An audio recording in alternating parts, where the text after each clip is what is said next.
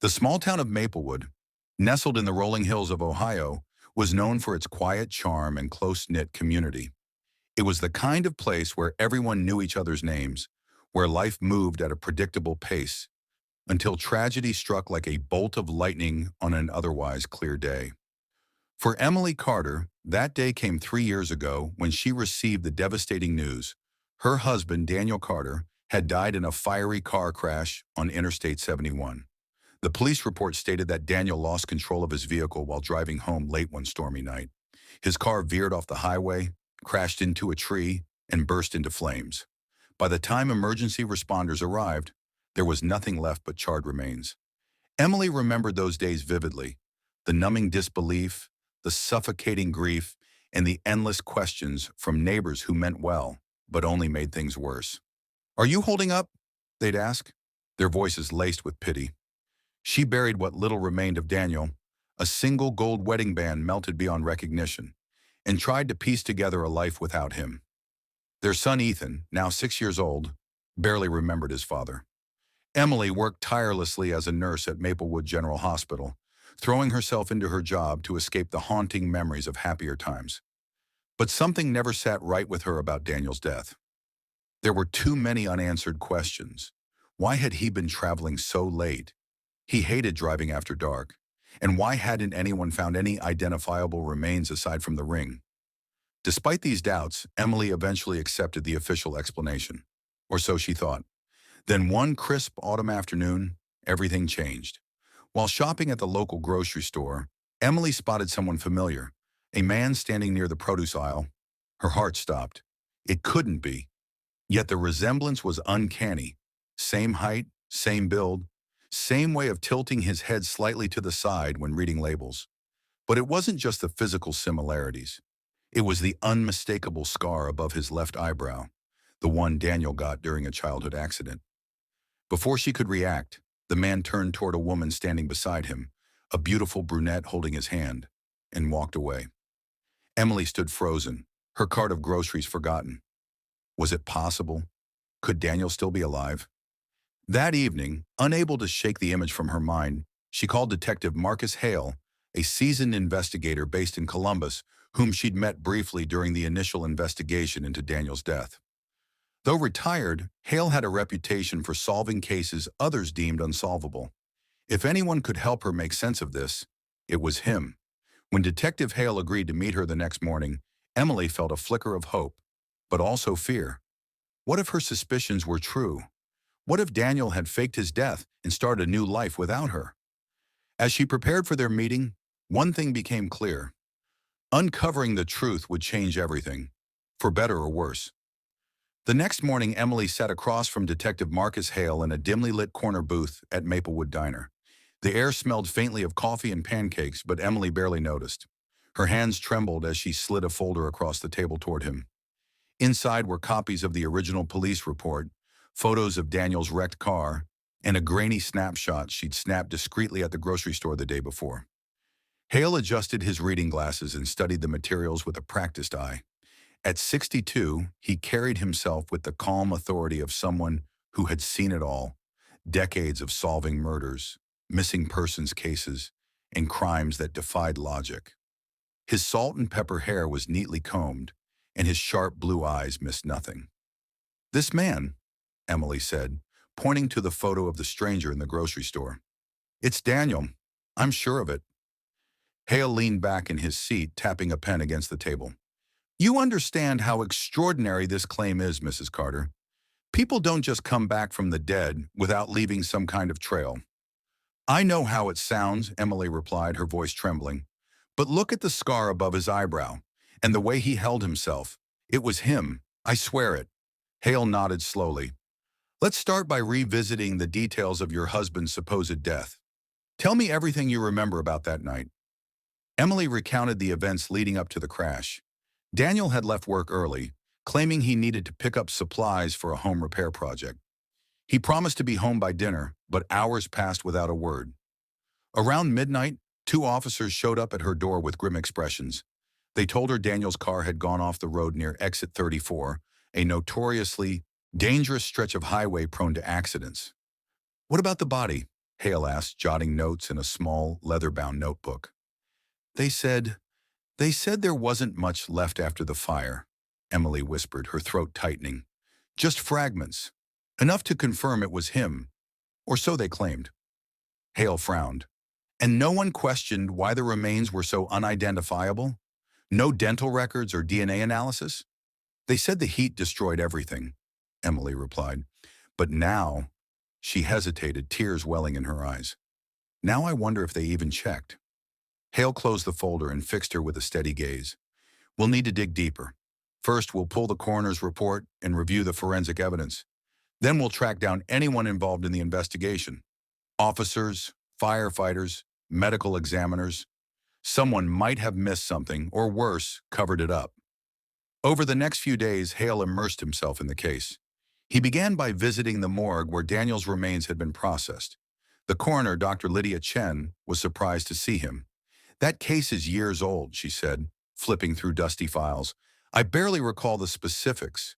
From what I remember, we identified the victim based on circumstantial evidence, the location of the crash, the vehicle registration, and personal effects found nearby. No definitive proof? Hale pressed. Dr. Chen hesitated. Not exactly. The body, or what was left of it, was badly burned. We relied heavily on context clues. It's not uncommon in cases like this. Hale left the morgue uneasy. Context clues weren't enough to declare someone dead, especially when questions lingered.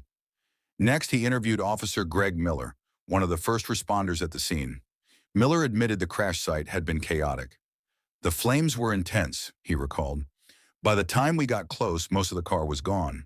We assumed the driver didn't stand a chance. Assumed, Hale echoed. You didn't verify? Miller shifted uncomfortably. There wasn't much to verify.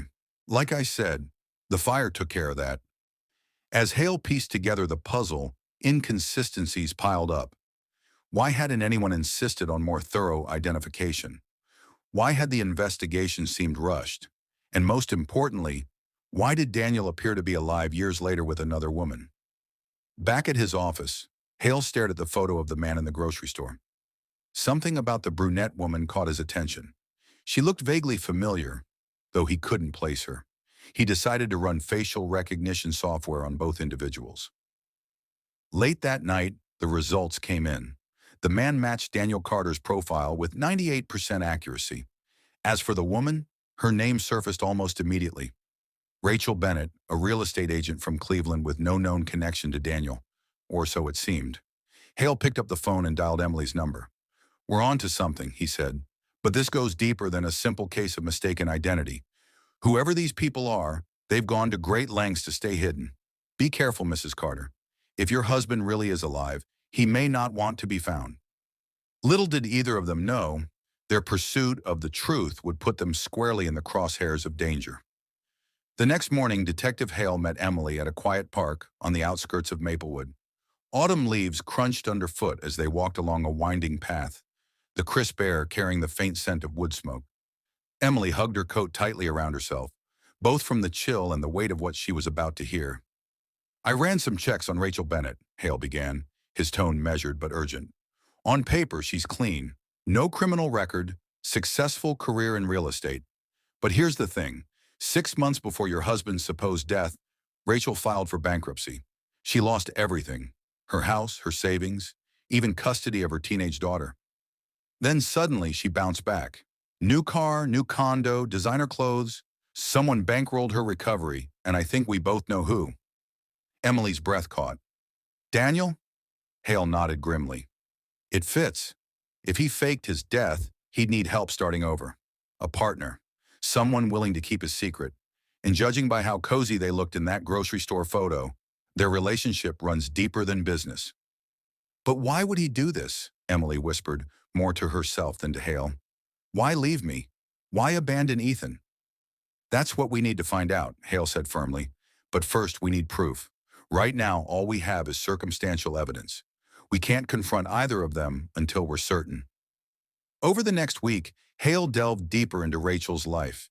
He discovered she had purchased a cabin under an alias near Hocking Hills State Park, a remote area known for its dense forests and secluded trails. It seemed like the perfect hideaway for someone trying to avoid attention. Using satellite imagery and property records, Hale mapped out the location and devised a plan to investigate further. Meanwhile, Emily struggled to maintain a semblance of normalcy. Every time her phone rang or there was a knock at the door, she braced herself for news, good or bad. She tried to shield Ethan from her growing anxiety, but the boy sensed something was wrong. One evening, as they sat together watching cartoons, he asked innocently, "Mommy, are you sad because Daddy isn't coming back?" Emily forced a smile and hugged him close. "No, sweetheart. Daddy loved us very much. Sometimes things happen that we don't understand, but we'll always remember how special he was." Inside, however, her emotions were a storm. Was Daniel alive? Had he chosen another life over hers? The questions gnawed at her relentlessly. On Friday afternoon, Hale called with an update. "I've arranged for surveillance equipment to be installed near Rachel's cabin. If Daniel's hiding out there, we'll catch him on camera. In the meantime, I suggest you stay low-key. Don't contact him directly, not yet." By Saturday evening, the cameras were in place. Hale monitored the live feed from his office, sipping black coffee as hours ticked by. Just after midnight, movement appeared on the screen. A man stepped outside the cabin onto the porch, lighting a cigarette. Even through grainy footage, Hale recognized him instantly. It was Daniel. He looked older, his face lined with stress, but unmistakably the same man Emily had once called her husband. Minutes later, Rachel joined him, wrapping a blanket around her shoulders as they talked quietly. Hale zoomed in on their expressions, searching for clues. Whatever they discussed, it wasn't casual conversation. They were planning something. As dawn broke, Hale reviewed the footage, frame by frame. Something about Rachel's demeanor struck him as off. She glanced repeatedly toward the tree line, as if expecting someone or fearing discovery. Then came the breakthrough. A delivery truck arrived mid-morning, dropping off boxes labeled with a logo Hale didn't recognize. Curious, he traced the company name and hit pay dirt. It was a shell corporation linked to offshore accounts. Someone was funneling money to Rachel, and likely Daniel, through untraceable channels. Armed with this new information, Hale decided it was time to involve law enforcement. He reached out to his former partner, Detective Sarah Monroe, now working narcotics in Columbus. "This could tie into organized crime," he explained. "If Daniel faked his death to escape debts or threats, he might have made enemies along the way." Monroe agreed to assist, running background checks on anyone connected to Daniel's past. What they uncovered sent chills down Hale's spine. Before his disappearance, Daniel had been embroiled in shady dealings with a local loan shark named Victor Kane. According to informants, Kane had threatened Daniel after he defaulted on a massive debt. "Looks like Daniel had two choices," Monroe said grimly. "Pay up or disappear." As Hale pieced together the timeline, one conclusion became clear. Daniel hadn't simply abandoned his family. He'd run for his life. But if that was true, why hadn't he reached out to Emily? Why let her believe he was dead? The answers lay hidden in the shadows of Daniel's new existence, and uncovering them would require taking drastic measures. The dense woods surrounding Rachel's cabin loomed ominously as Detective Hale and Detective Monroe prepared for their next move. Armed with the surveillance footage and mounting evidence, they knew they couldn't delay any longer. If Daniel was alive and hiding out with Rachel, they needed to confront him directly. But this wasn't just about confirming his identity. It was about understanding why he had faked his death and what dangers might still be lurking in the background. "We need to approach carefully," Hale said, studying a map of the area spread across the hood of his car. "If Victor Kane is involved, we could be walking into something far more dangerous than a domestic dispute." Monroe nodded, her sharp features illuminated by the glow of her phone screen as she reviewed the latest intel on Kane. "Kane doesn't take kindly to loose ends. If Daniel skipped town to avoid paying him back, there's a good chance Kane's men are keeping tabs on him or planning to silence him permanently." They decided to stake out the cabin during daylight hours when Daniel and Rachel were least likely to suspect trouble. Dressed in plain clothes, they parked half a mile away and approached on foot, using the thick forest as cover. The air was cool and damp, leaves crunching softly beneath their boots as they moved silently through the trees. From their vantage point near the edge of the clearing, they observed the cabin closely. It was modest but well-maintained, with smoke curling lazily from the chimney. Through binoculars, Hale spotted Rachel inside, pacing nervously while talking on the phone. Her body language screamed agitation. She kept glancing toward the window, as if expecting someone to burst in at any moment. Minutes later, Daniel emerged from the cabin carrying a duffel bag. He tossed it into the trunk of a black SUV parked outside, then leaned against the vehicle, lighting another cigarette. His face was pale, drawn tight with tension. "Looks like they're getting ready to leave," Monroe whispered. Hale frowned. "Why now? Did they spot us?" Before they could react, a second vehicle, a sleek silver sedan, pulled up behind the SUV. Two men stepped out, their movements deliberate and menacing. One wore a leather jacket and mirrored sunglasses, while the other carried a briefcase that looked heavy enough to contain weapons. "That's Kane's style," Monroe muttered under her breath. "Muscle first, questions later." Through the binoculars, Hale watched as the men exchanged terse words with Daniel. Whatever they were discussing, it wasn't friendly.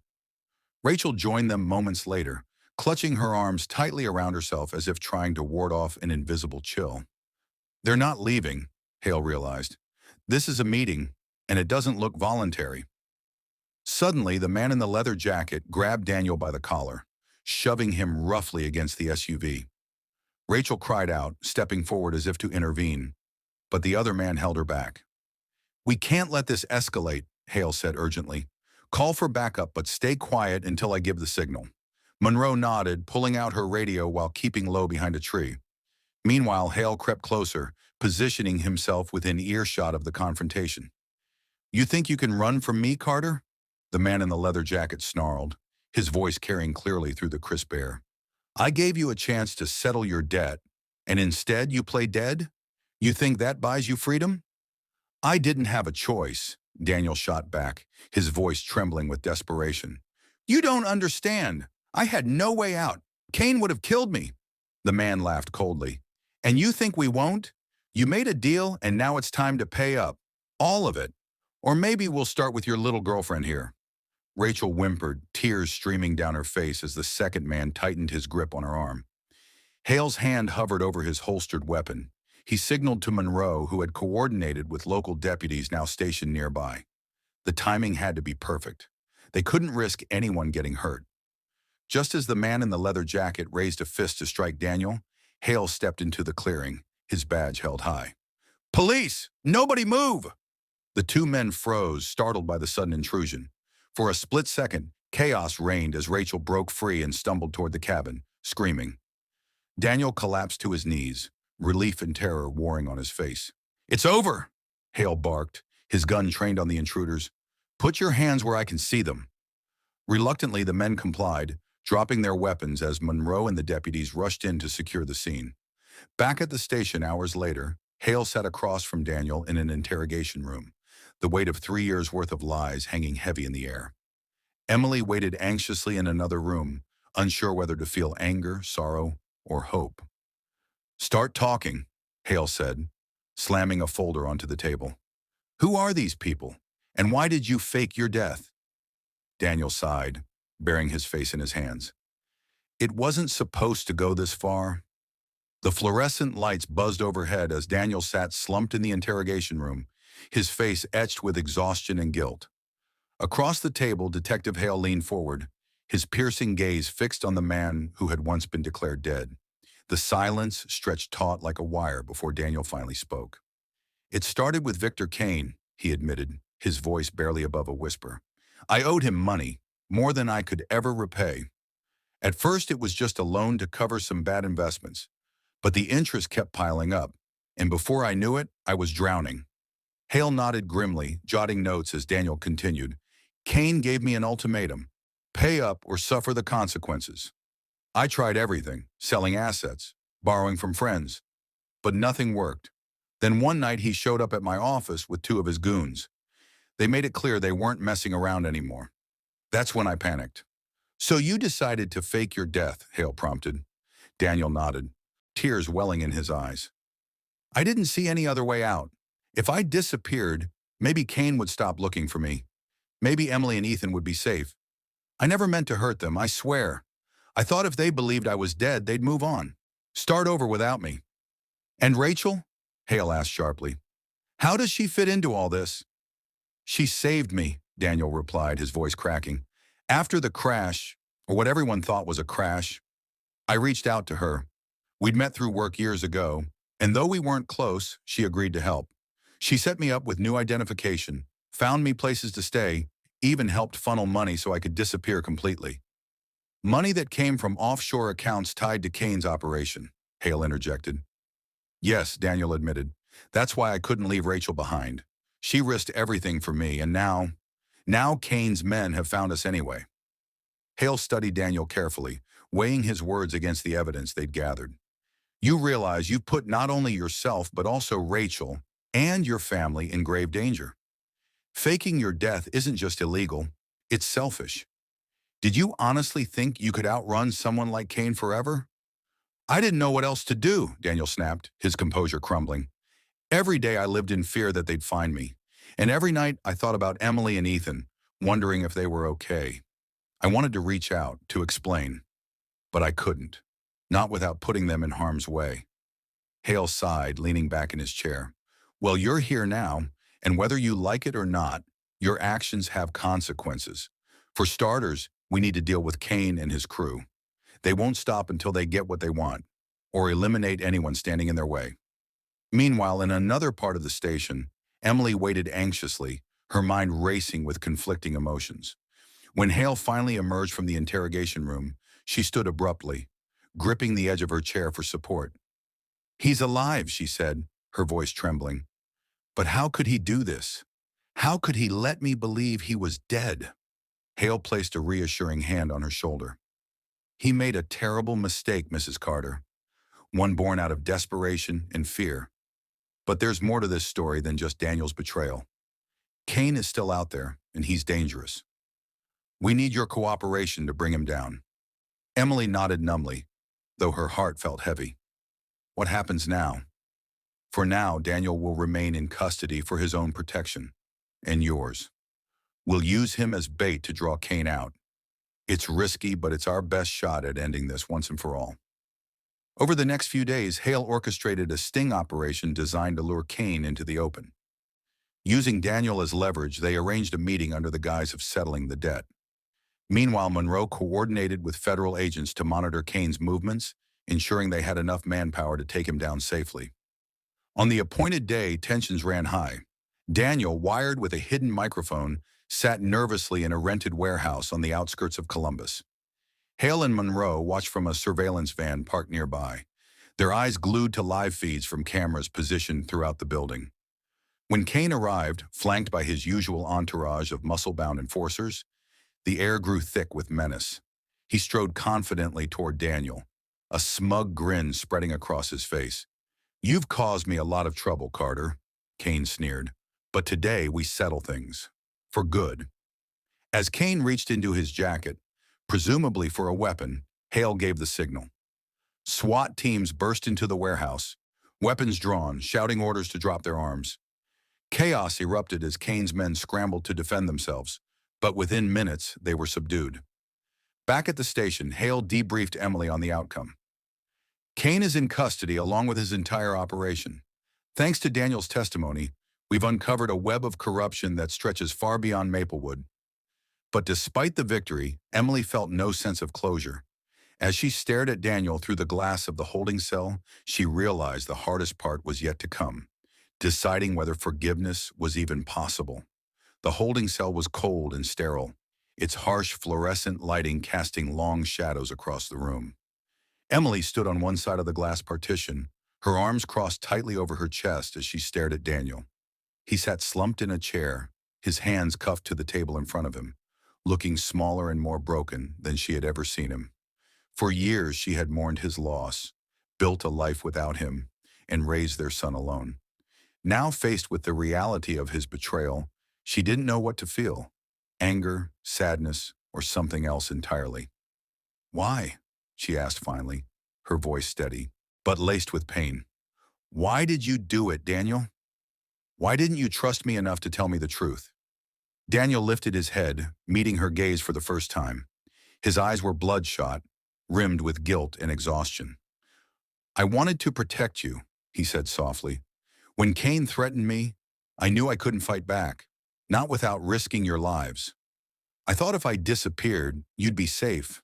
I never imagined—" His voice trailed off, choked by emotion. "You never imagined what?" Emily pressed, her tone sharpening. "That I would spend 3 years wondering if I could have done something differently? That Ethan would grow up without his father because you were too much of a coward to face your problems?" "I'm sorry," Daniel whispered, tears streaming down his face. "I never meant for any of this to happen. I thought I was doing the right thing. For you. For Ethan. But every day I was gone, I regretted it. I missed you both so much." Emily turned away, unable to look at him any longer. The weight of his words hit her like a tidal wave, stirring emotions she hadn't allowed herself to feel since that fateful night 3 years ago. She wanted to scream, to cry, to demand answers, but none of it would undo the damage he had caused. Detective Hale watched the exchange from a nearby observation room, his expression grim. He had seen countless families torn apart by lies and deceit, but there was something uniquely heartbreaking about this case. Emily wasn't just grappling with betrayal, she was confronting the shattered remnants of a life she thought she understood. After several tense minutes, Emily turned back to Daniel, her voice trembling. "What about Rachel? Was she worth it? Worth throwing away everything we had?" Daniel flinched at the accusation.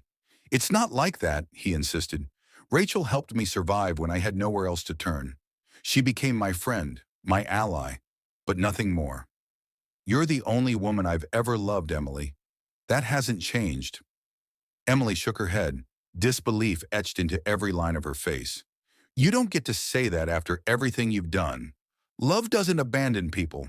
Love fights for them, even when it's hard." Before Daniel could respond, the door to the observation room opened and Detective Monroe stepped inside. "We need to talk," she said quietly to Hale. Hale followed her out into the hallway, where she handed him a file folder. "We found something in Kane's records," she explained. "Looks like Daniel wasn't the only one who owed him money. Rachel Bennett was deep in debt too. Gambling debts mostly. Kane used her to keep tabs on Daniel, promising to clear her slate if she cooperated. So she wasn't helping him out of loyalty," Hale muttered, flipping through the documents. "She was working for Kane all along." Monroe nodded. "Which means Daniel might not have been fully aware of the danger he was in. If Rachel was feeding information to Kane, it's no wonder they tracked him down." Back in the interrogation room, Emily leaned closer to the glass, her resolve hardening. "If you truly cared about us, Daniel, you'll answer one last question honestly. Are you willing to come home, to face whatever comes next and try to make things right? Or are you still running?" Daniel hesitated, his eyes searching hers for forgiveness he didn't deserve. Finally he spoke, his voice barely audible.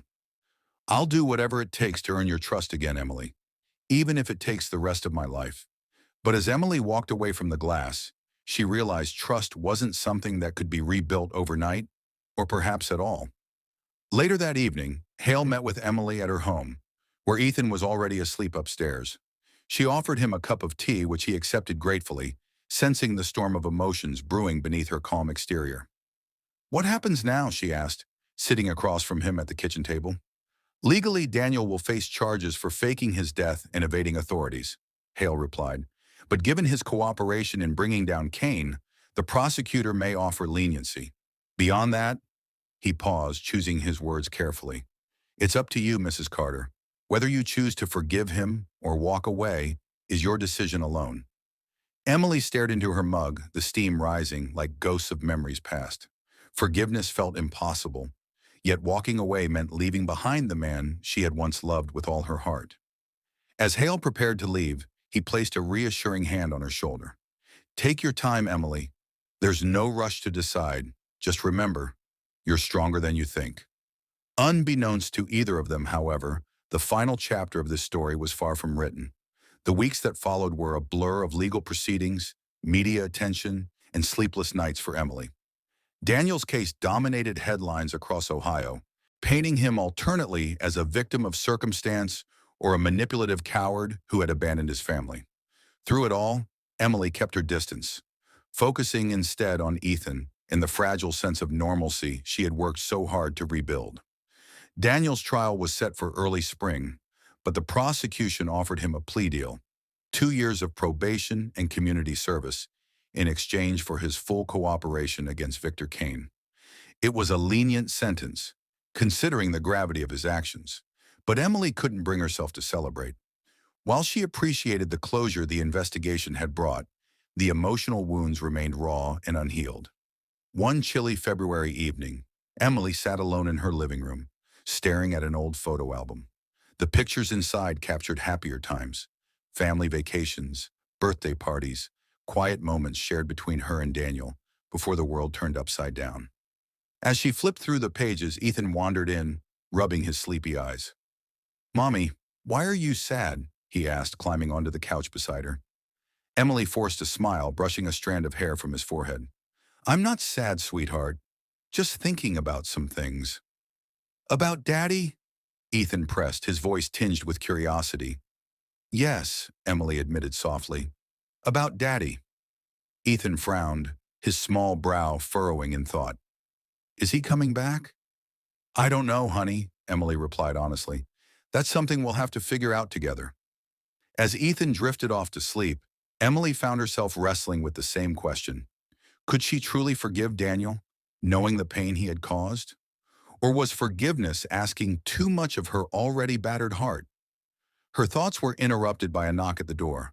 Reluctantly, she rose to answer it, surprised to find Detective Hale standing on her porch. His expression was grave, his usual calm demeanor replaced by an unsettling urgency. "We need to talk," he said, stepping inside without waiting for an invitation. "What is it?" Emily asked, closing the door behind him. Hale hesitated, choosing his words carefully. "Rachel Bennett was released from custody yesterday after agreeing to testify against Kane, but last night she disappeared. Her apartment is empty, and there's no sign of her anywhere." Emily's stomach tightened. "What does that mean?" "It means someone's still covering their tracks," Hale replied grimly. "And if Rachel's gone, there's a good chance Kane has allies willing to protect him, even from behind bars." Before Emily could respond, her phone buzzed on the coffee table. She picked it up, her blood running cold as she read the text message flashing across the screen. "Tell them to back off, or you'll regret it." "Who sent this?" Hale demanded, snatching the phone from her hand. "I don't know," Emily whispered, panic rising in her chest. "It just appeared."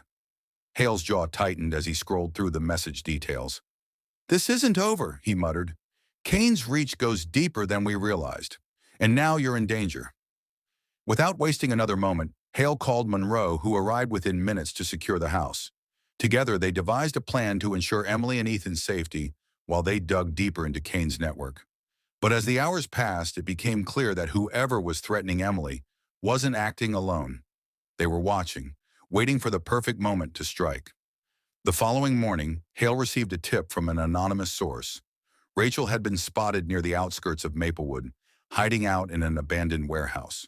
Accompanied by Monroe and a team of officers, Hale moved swiftly to intercept her. What they discovered inside chilled them to the bone.